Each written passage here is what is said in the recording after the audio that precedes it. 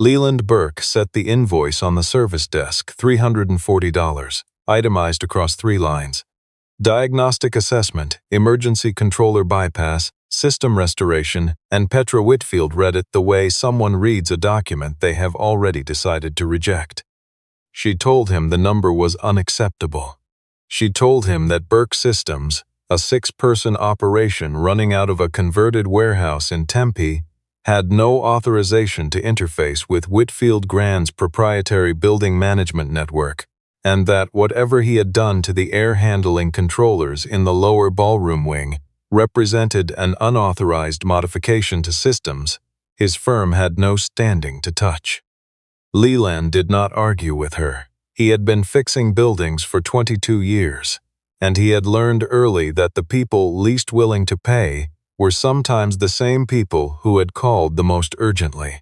He picked up the invoice, folded it once, and walked out through the lobby of the Whitfield Grand Phoenix, past the ballroom, where 400 infrastructure investors were still drinking on the terrace, unaware that the cascade failure that had been 40 minutes from triggering a full environmental shutdown had been quietly resolved by a man in a gray work shirt who would be driving home before any of them noticed his truck in the service lot.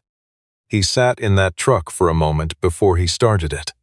Outside, the hotel's glass facade caught the last of the October sunset, and the building looked exactly as composed as it had when he arrived at 6 in the evening. It did not look like a building that had nearly lost positive pressure differential across its entire fire suppression zone because someone had disabled a redundancy check in the automation protocol to reduce energy costs.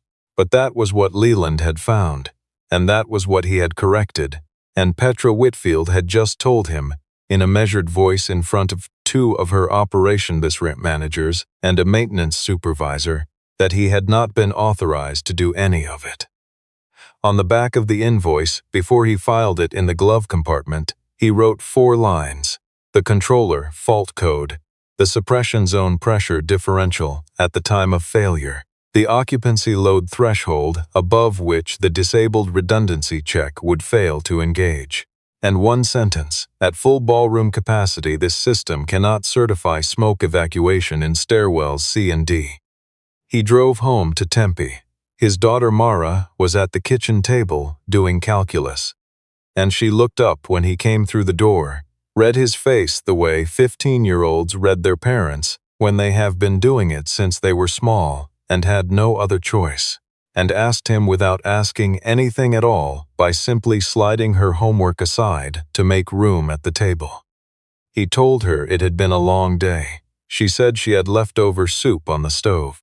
They ate together and talked about something else entirely, and Leland did not mention the invoice, because Mara already knew more about the fragility of Burke Systems' finances than any child should, and there was nothing she could do about a hotel director who had refused to pay $340, and he was not going to give her one more thing to carry.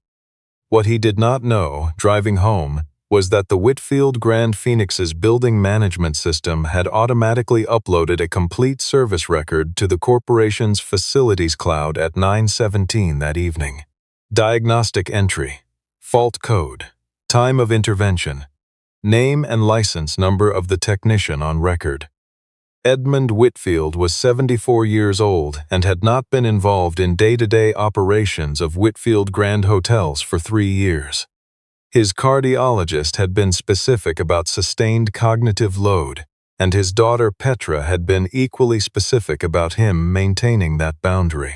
But Edmund had spent 40 years building hotels, not managing them, building them, learning the bones of buildings, and there were evenings when he opened the facilities cloud from the study of his Scottsdale home, the way other men of his generation opened old ledgers. He saw the service record from the Phoenix property and read the fault code. Then he read the name of the technician, Leland Burke. Edmund set his reading glasses on the side table and sat very still for a long time. Cecilia Varga had been a contract compliance attorney for 11 years before Edmund retained her quietly the previous spring without notifying his board. The task he had given her was narrow and specific. Trace the full ownership history of the Vesta protocol, a building automation system that had become the operational backbone of every Whitfield Grand property since the company's 31st hotel. The system governed air handling, occupancy load balancing, and cross-verification between fire suppression pressure and environmental controls across all 47 properties. It was, Cecilia had told Edmund after 6 weeks of review, foundational enough that replacing it would constitute a complete operational overhaul. The original filing had named the inventor under the initials LB, an abbreviation that had survived 2 renewals and a licensing agreement without ever being expanded into a full name. The transfer document that conveyed ownership from the contractor to Whitfield Grand contained a signature Cecilia had flagged in her 3rd week. Not a forgery, she had said carefully. A signature whose pen pressure, letter spacing, and baseline angle were inconsistent with every other document in the contractor file bearing the same name. Inconsistent in a specific way. The kind of inconsistency that appeared when a person signed something under duress, or when they had not been the person who signed it at all. For 7 months, Cecilia had been looking for the person behind those 2 letters. The contractor address in the Whitfield system led to a P.O. box in Chandler that had been closed for 8 years. The phone number was disconnected. The federal tax ID had been entered with a transposed digit, not enough to flag automated compliance checks, but enough to ensure that any records search using the original number returned nothing. She had found fragments, technical documentation from the early Vesta development period, internal memos referencing a contracted systems engineer whose handwriting appeared in the margins of specification sheets, angular, compressed, the same precise notation on every page, no name attached. The service record from Phoenix gave her the name at 9:22 on a Tuesday evening. Edmund arrived at Burke Systems the following morning at 7:30. Cecilia was beside him. He had authorized a bank instrument the previous night from the corporation's audit settlement account. A figure representing the royalty calculation.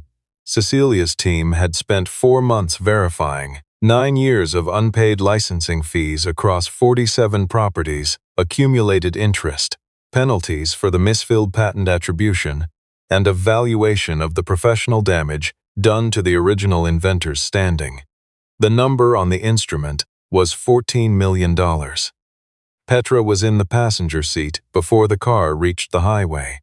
She had been awake since 4 in the morning, sitting at her kitchen counter with the document Cecilia had sent at midnight, reading a summary that she was not yet willing to call a conclusion. She had built 11 years of operational credibility on the quality of the people around her, and she was not prepared to accept that one of those people had spent nearly a decade maintaining a fraud inside her company without her knowledge. She was also not prepared to watch her father hand $14 million of corporate funds to an independent contractor based on a signature irregularity and a theory about initials. Edmund placed the check on Leland's workbench without ceremony. He said he was sorry it had taken this long, and that the figure had been independently verified and was owed without condition. Leland looked at the check for a long time, long enough that the room went quiet. Then he looked at Edmund, and what he asked was not about the money. He asked how many properties were currently running the Vesta system. Edmund told him. 47 hotels across 9 states, with a combined annual revenue contribution the audit had placed at approximately $280 million. Leland took that number in without visible reaction.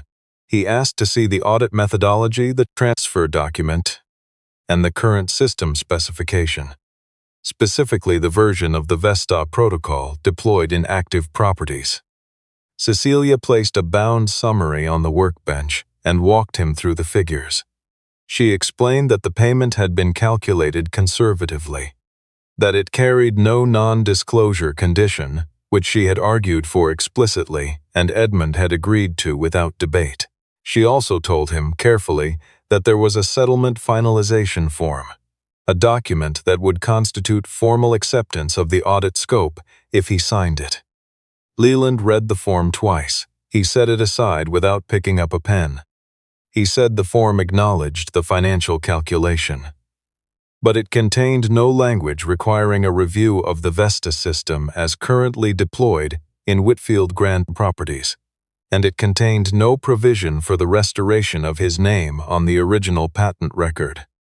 Petra, who had been standing near the office window with her coffee going cold, said he was attaching conditions to a settlement that had been offered in good faith, and that declining to sign an acknowledgement of payment he had already been handed suggested he was positioning for a higher number.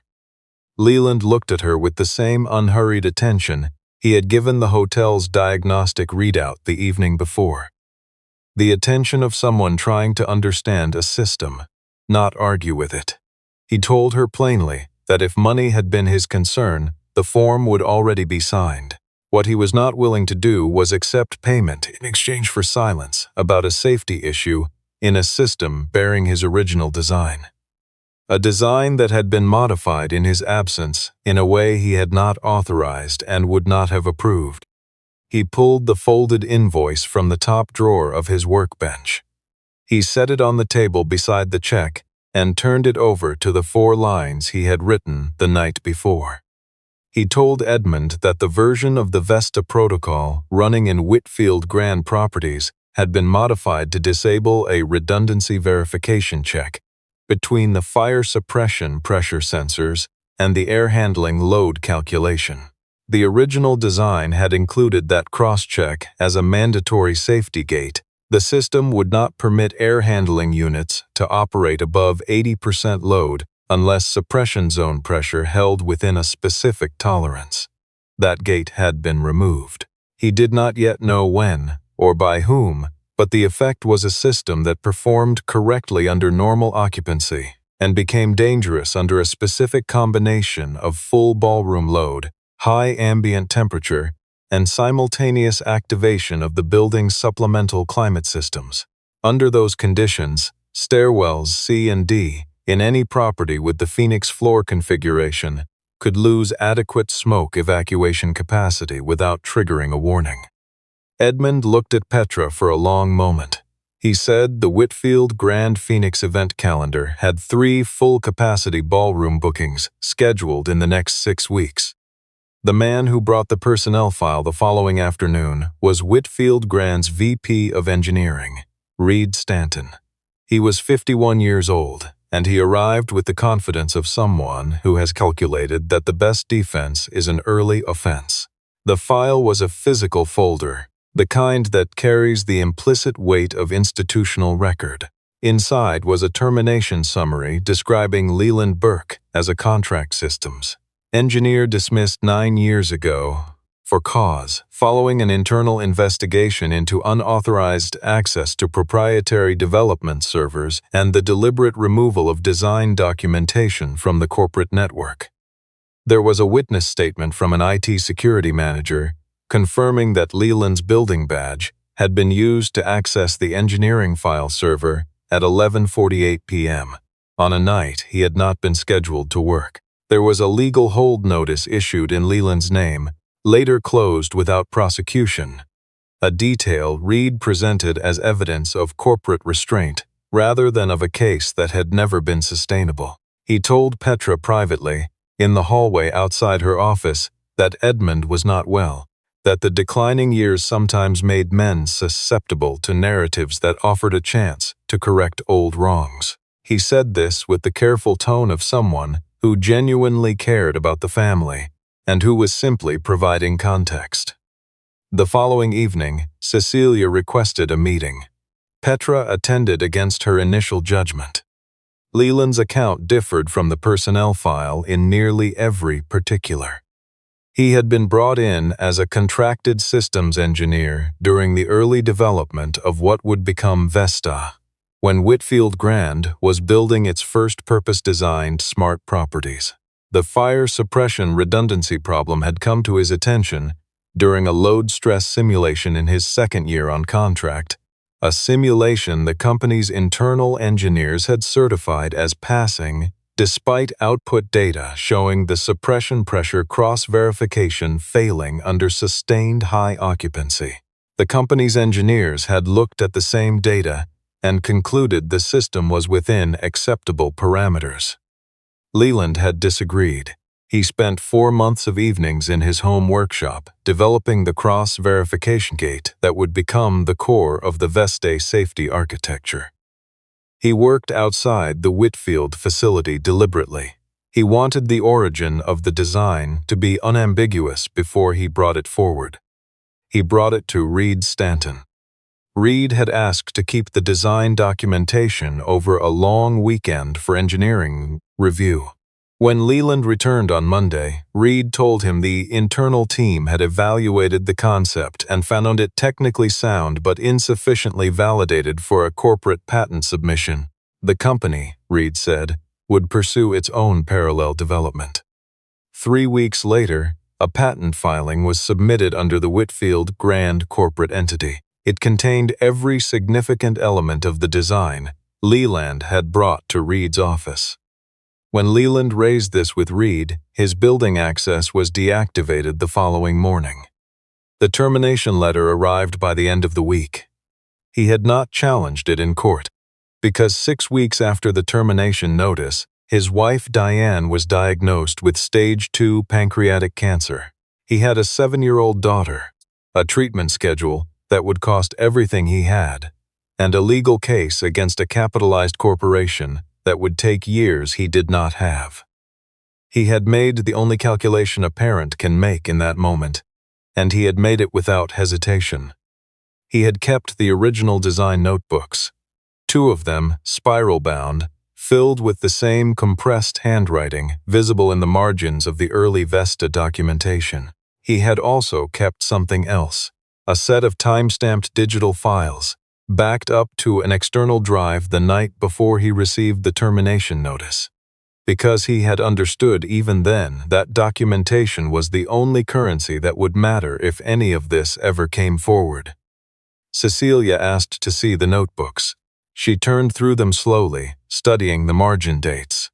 Then she said that the electronic signature on the Vesta transfer document, the record authorizing the assignment of intellectual property from the contractor to Whitfield Grand, carried a timestamp, placing the signing event on a Friday afternoon, 3 days after Leland's building access credentials had already been deactivated.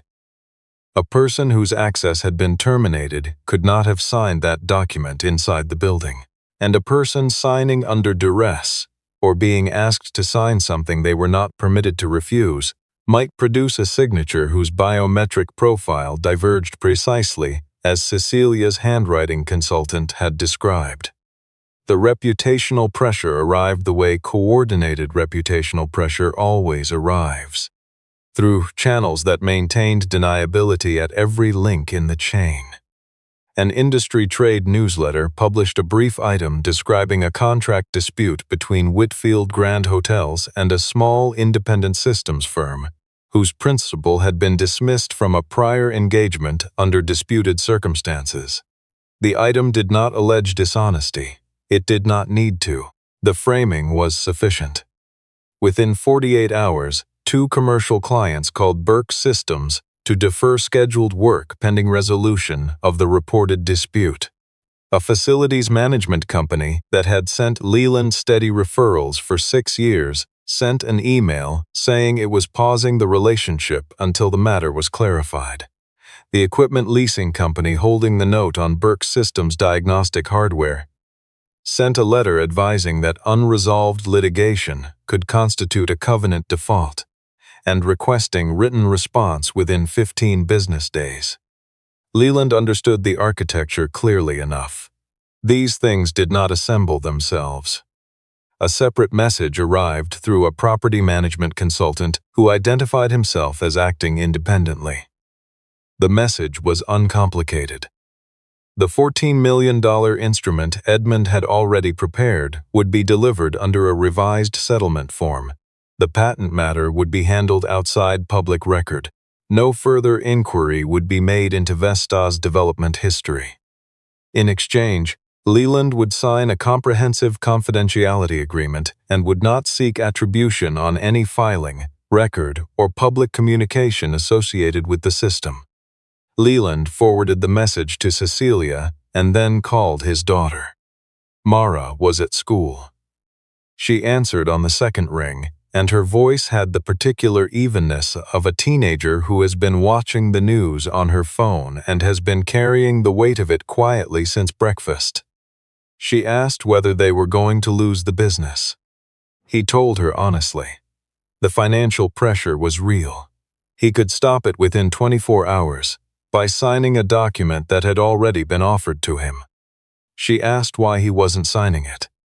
He told her that the fire suppression issue in the Vesta system was still unresolved, that 47 hotels were running a version of his design with a safety gate removed, and that if he signed a confidentiality agreement while that remained true and something failed during a full-capacity event, he would have made a choice in this conversation that no amount of money would let him unmake afterward.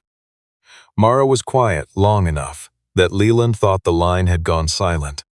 Then she said, "Then don't sign it." 3 words.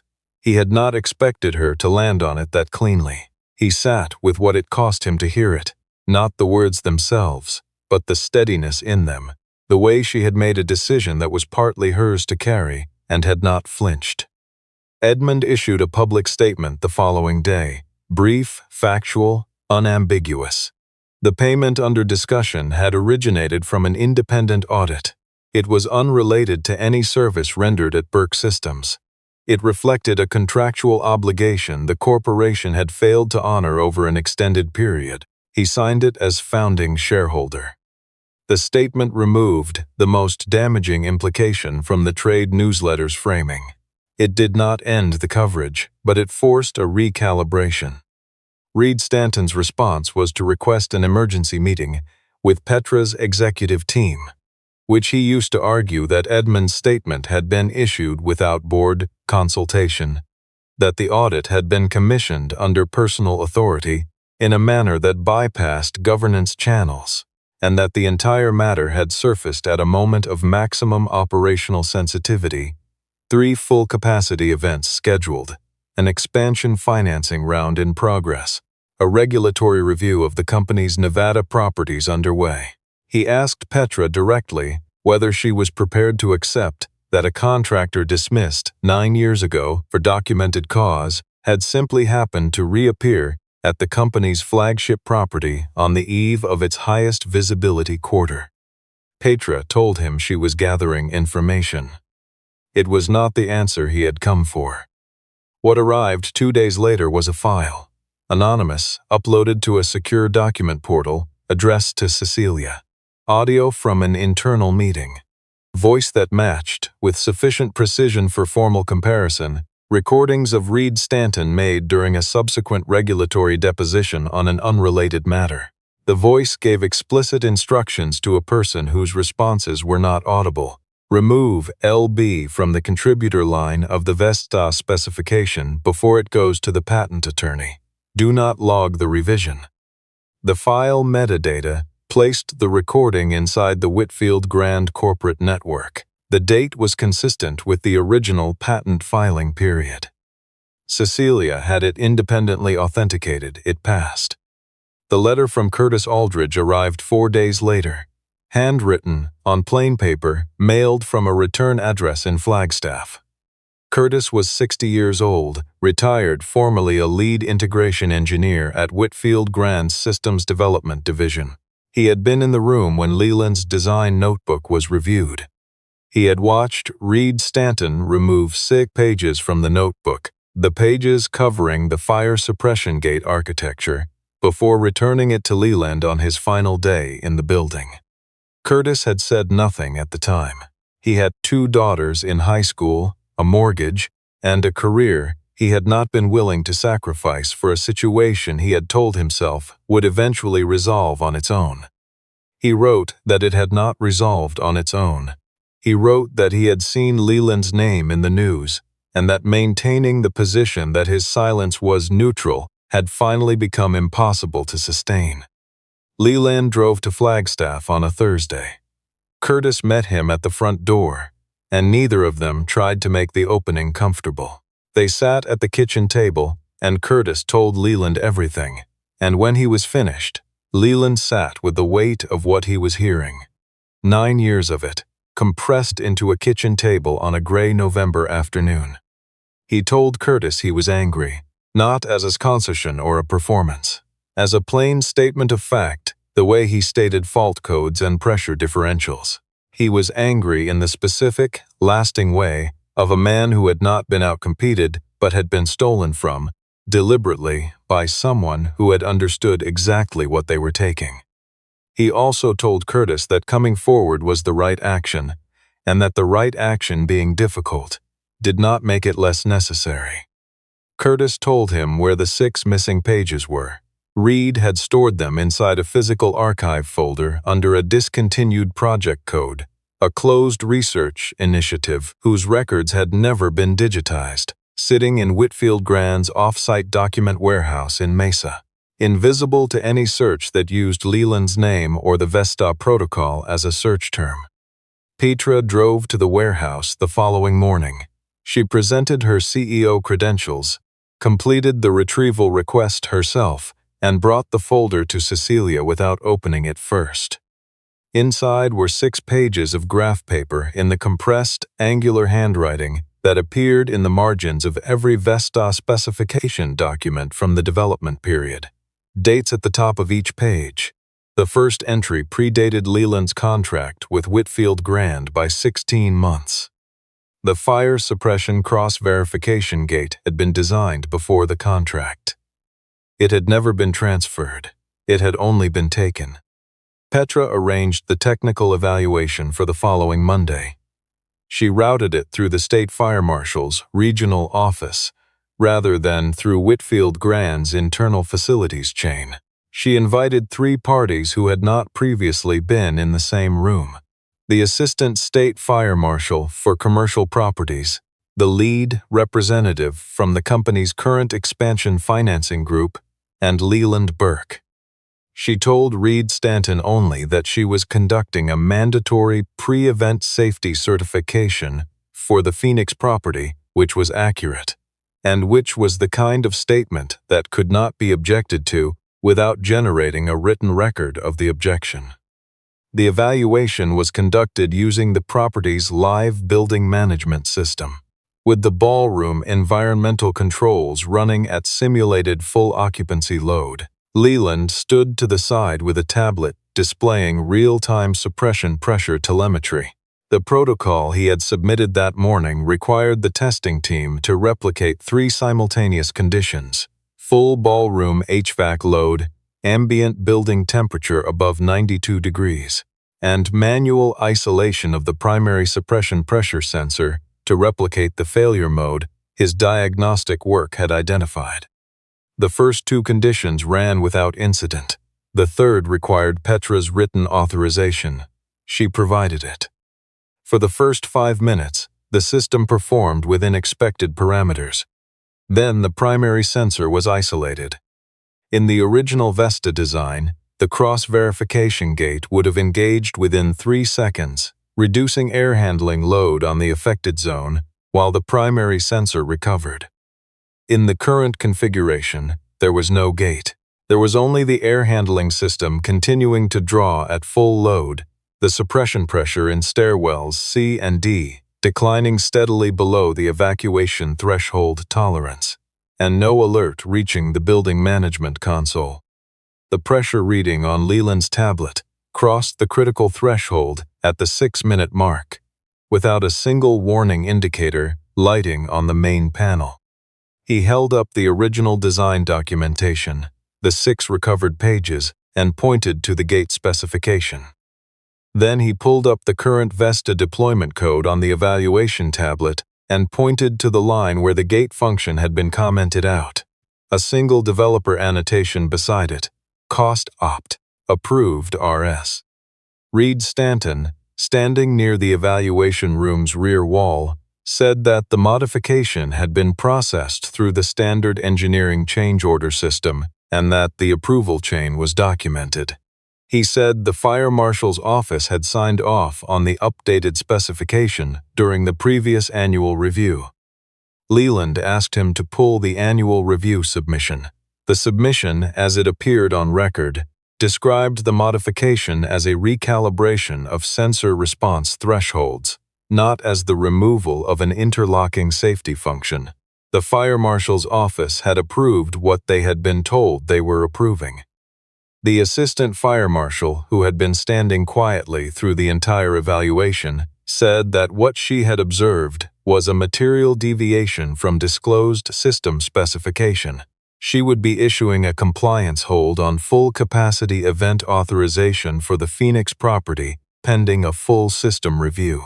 She asked how many Whitfield Grand properties were running the same protocol version. 47. The formal investigation moved quickly once the audio recording, Curtis Aldridge's sworn statement, the recovered archive pages, the transfer document signature analysis, and the evaluation results were assembled into a single submission to the company's legal and compliance departments. Reed Stanton's building access was suspended within 36 hours of the evaluation. His operational credentials were deactivated before the end of the week. The board convened to determine whether Petra would remain in her role. Several members argued that her failure to identify a decade-long fraud inside her own engineering department and her prior signature on a cost optimization package that had included the Vestag gate removal as a line item constituted a governance failure, significant enough to require a leadership change. Others noted that she had been the one to halt a major commercial season, arrange an independent safety evaluation, and retrieve archival evidence personally, that she had declined, explicitly and in writing, to accept Reed Stanton's framing at the moment when accepting it would have been the easier path. Edmund spoke once. He said that Petra had made the right choice when the personal cost of making it was most visible, and that he intended to vote accordingly. The vote was 6-3. Petra was in her car in the parking structure when Cecilia called with the result. She sat there for a while before she trusted herself to go back inside. The board reconvened 10 days later for a formal session, attended by parties whose presence changed what could be said informally. Leland arrived at the scheduled time in work clothes, not because it was a statement, but because he had come directly from a job site in Scottsdale and had not changed. He carried the original invoice, $340, still unpaid. He placed it on the conference table without comment. He told the board he had not come to advocate for a particular outcome regarding Petra Whitfield's continued leadership. What he had come to say was simpler. The invoice on the table had not initiated what followed because of the amount. It had initiated it because of the reasoning behind the decision to refuse it. A director's choice to decline $340 to an independent contractor she had judged as operating beneath her company's level had placed his name in a service record that a founder had been searching for across 7 months and 3 dead-end contractor files. The contempt behind the refusal, not the dollar figure, not the service itself, but the assumption that the man with the diagnostic kit was not worth the inconvenience of payment, had been the variable that changed everything. He also said that Petra Whitfield had made serious errors. She had signed a cost optimization package without adequate technical review of its safety implications. She had extended operational trust to a member of her leadership team for long enough that a significant fraud had remained hidden.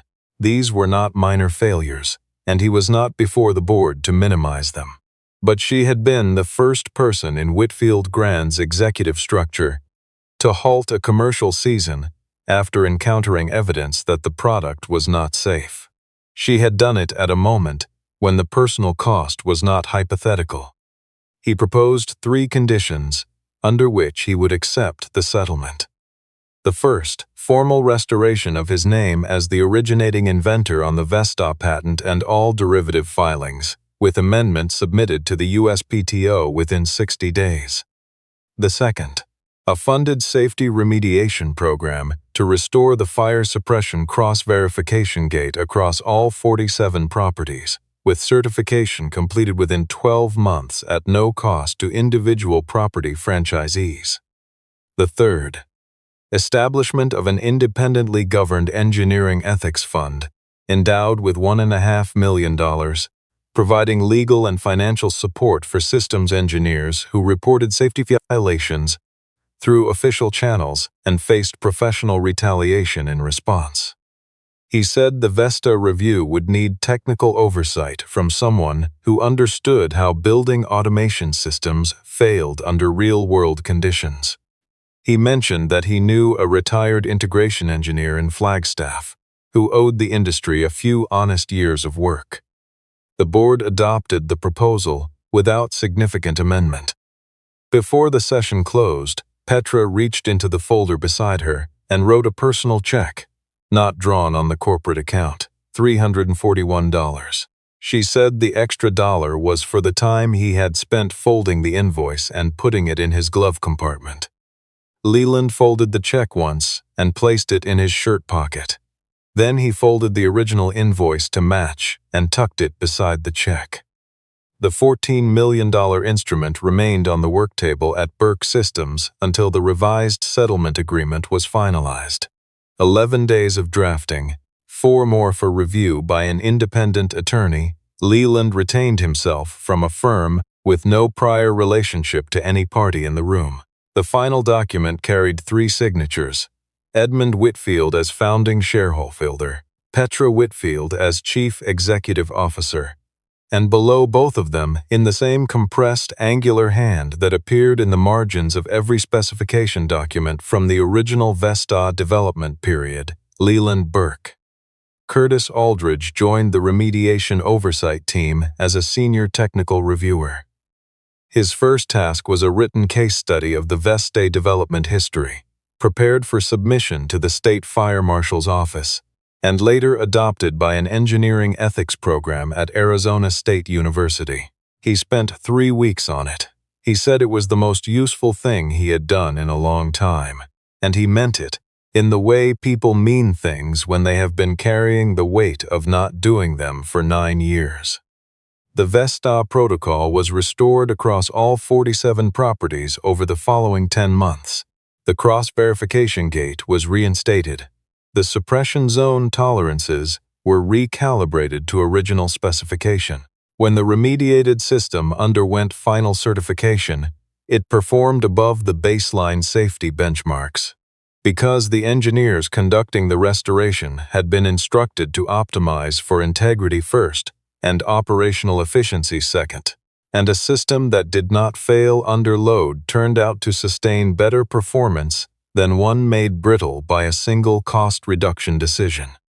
Mara Burke was in the office the afternoon. The amended patent certificate arrived. Her father had requested it framed, and she read the document when it came out of the packaging. Her father's full name, printed in the clean official typography of a federal filing. As the originating inventor of the system, now running in 47 buildings across 9 states. She read it for a long time. Then she said that the settlement money was real, and it mattered, and she was not going to pretend otherwise. But the name on that certificate, that, she told him, was the thing that had been missing. Not the money, the record, the plain, unambiguous fact of who had built the thing. Leland looked at the certificate. He thought about the evening 9 years ago when he had driven home from a meeting with Reed Stanton and sat in his driveway for 20 minutes before going inside. Because he had understood, even then, in some part of himself he had not been willing to fully articulate what was happening and what he was about to lose. He thought about Diane, who had been alive then, and who had sat beside him on the back steps that night and told him that whatever they lost, they still had the notebooks. They still had the original pages. They still had the record of what was true, even if no one else was looking at it.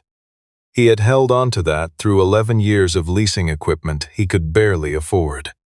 Through a daughter who had learned too early what financial uncertainty felt like. Through a career built on the quiet credibility of work that spoke for itself because he had no other platform. 340 had not changed any of that. But it had put his name in a service log on a Tuesday evening, and that service log had found its way to a man who had been looking for 2 initials for 7 months. And that was how the truth had finally found its way back to the surface. Not through a courtroom, not through a journalist, not through any of the formal channels that were supposed to exist for exactly this purpose, but through a hotel director who had decided in front of 2 operations managers and a maintenance supervisor that an independent contractor was not worth the inconvenience of being paid. The contempt had been the crack, the $340 had been the light.